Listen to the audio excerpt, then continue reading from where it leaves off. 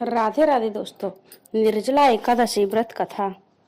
युधिष्ठिर ने कहा, जनार्दन, ज्येष्ठ मास के शुक्ल पक्ष में जो एकादशी पड़ती हो, कृपया उसका वर्णन कीजिए। भगवान श्री कृष्ण बोले, राजन, इसका वर्णन परम धर्मात्मा सत्यवती नंदन व्यास जी करेंगे, क्योंकि ये संपूर्ण शास्त्रों के तत्वज्ञ और वेदांगों के पारंगत विद्वान हैं।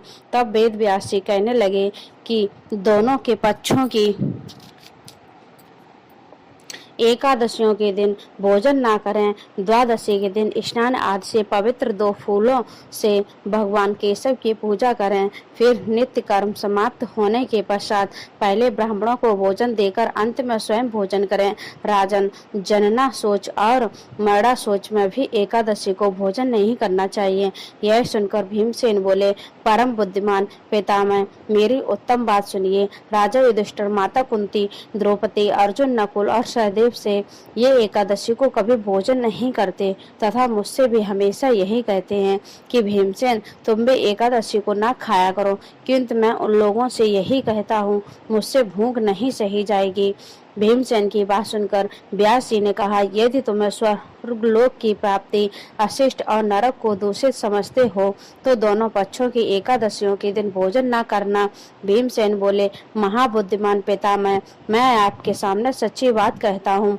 एक बार भोजन करके भी मुझसे व्रत नहीं किया जा सकता, फिर उपवास करके तो मैं रह भी नहीं सकता हूँ। मेरे उदर में व्रत नामक अग्नि सदा प्रज्वलित रहती है, अतः जब मैं बहुत अधिक खाता हूँ तभी यह शांत होती है।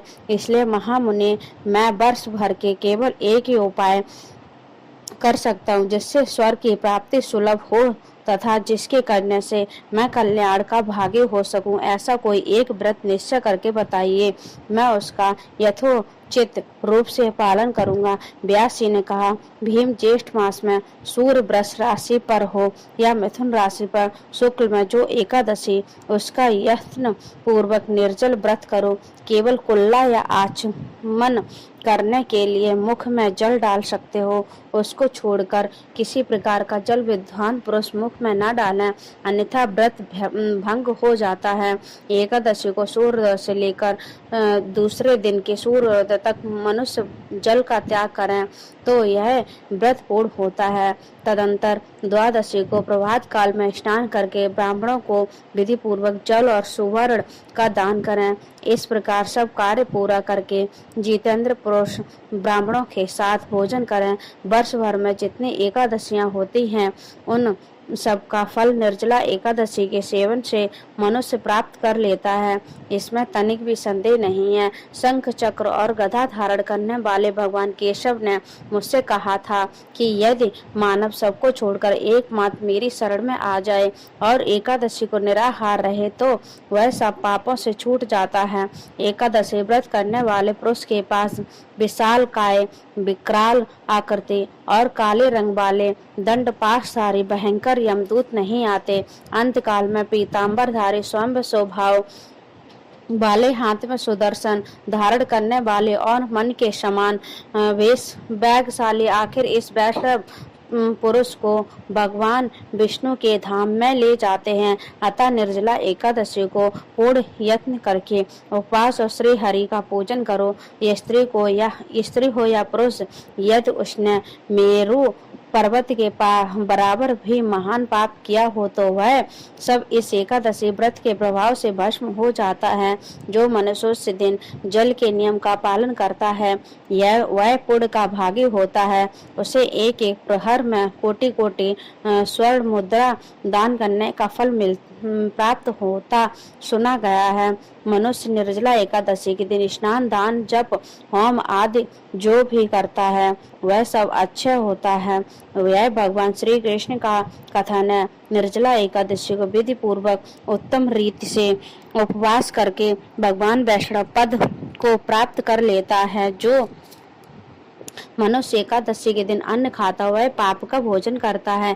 इस लोक में वह चांडाल के समान है और मरने पर दुर्गति को प्राप्त होता है। जो ज्येष्ठ शुक्ल पक्ष में एकादशी को उपवास करके दान करेंगे वे परम पद को प्राप्त होंगे। जिन्होंने एकादशी को उपवास किया वे ब्रह्म हत्यारे, शराबी, चोर तथा गुरुद्रोही होने पर भी सब पातकों से मुक्त हो जाते हैं। कुंती नंदन, निर्जला एकादशी के दिन श्रद्धालु स्त्री पुरुषों के लिए जो विषय दान और कर्तव्य विहित है उन्हें सुनो। उस दिन जल में शयन करने वाले भगवान विष्णु का पूजन और जलमयी धेनु का दान करना चाहिए अथवा प्रत्यक्ष धेनु या घृतमयी धेनु का दान उचित है। पर्याप्त दक्षिणा और भांति भांति के मिष्टानों द्वारा यत्न पूर्वक ब्राह्मणों को संतुष्ट करना चाहिए। ऐसा करने से ब्राह्मण अवश्य संतुष्ट होते हैं और उनके संतुष्ट होने पर श्री हरि मोक्ष प्रदान करते हैं।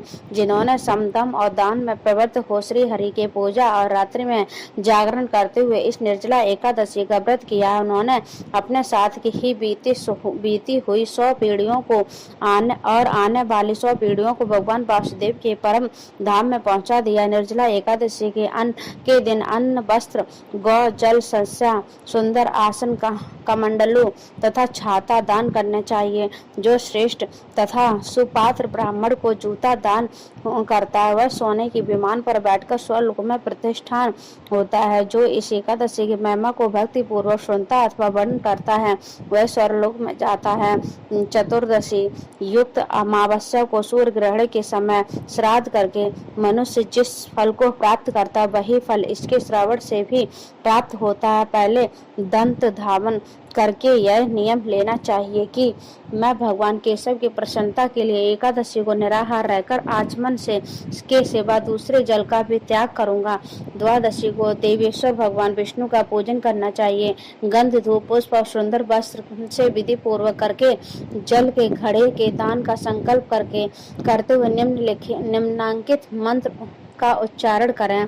देव देव हंसी के संसार वरड़ा तक उदकुंभ प्रदानेन नए माँ परमागति संसार सागर से तारने वाले हैं। देव देव हंसी के इस जल के घड़े का दान ऐसा करने से आप मुझे परम गति की प्राप्ति कराइए। भीमसेन, ज्येष्ठ मास में शुक्ल पक्ष की जो शुभ एकादशी होती है उसका निर्जल व्रत करना चाहिए। उस दिन श्रेष्ठ ब्राह्मणों को शक्कर के साथ जल के घड़े दान करने चाहिए। ऐसा करने से मनुष्य भगवान विष्णु के समीप पहुंचकर आनंद का अनुभव करता है। तत्पश्चात द्वादशी को ब्राह्मण भोजन कराने के बाद स्वयं भोजन करें। जो इस प्रकार पूर्ण रूप से पाप नाशनी एकादशी का व्रत करता है वह सब पापों से मुक्त हो अनामय पद को प्राप्त होता है।